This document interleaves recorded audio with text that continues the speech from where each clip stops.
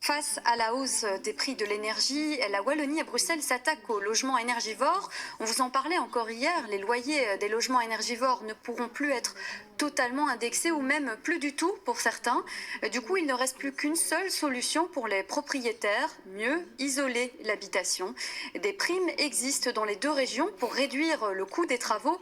Encore faut-il les connaître. Petit mode d'emploi avec Cédric Amiet, Frédéric Varlet et Pascal Bollekens. Michel Fransolet, agriculteur à la retraite, n'a pas hésité longtemps avant d'entreprendre des travaux d'isolation.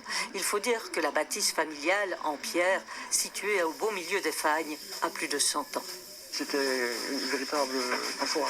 Comme les prix flambent, il vaut mieux ce qui n'est pas consommé n'est pas payé. Ici, pour isoler les murs par l'intérieur, on projette une épaisseur d'une vingtaine de centimètres de mousse à cellules ouvertes.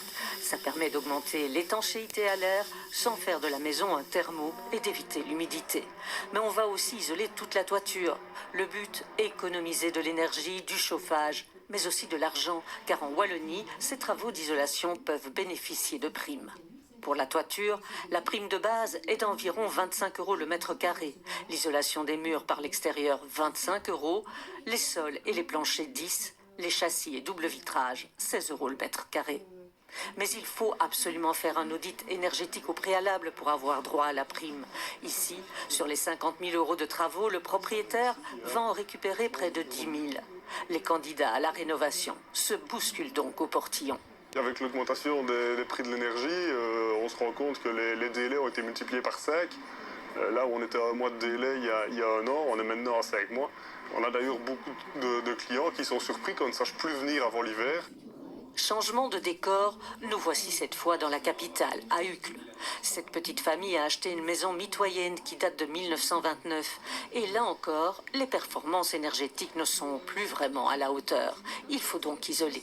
La crise énergétique est pour quelque chose, et puis oui, enfin, on a été attaché à être plus économe sur notre consommation d'énergie. Sur le plan financier, effectivement, c'est aussi avantageux. Là, il est prévu de changer les châssis, isolation du sol et isolation du toit. La région de Bruxelles-Capitale octroie elle aussi des primes, sans obligation de faire un audit énergétique. 35 € de base par mètre carré pour le toit, 50 pour l'isolation extérieure des murs, 35 € pour le sol et environ 40 à 45 € pour les fenêtres. Des primes dont les démarches administratives peuvent parfois effrayer ceux qui envisagent les travaux. Alors à Bruxelles, il existe ce qu'on appelle des chasseurs de primes.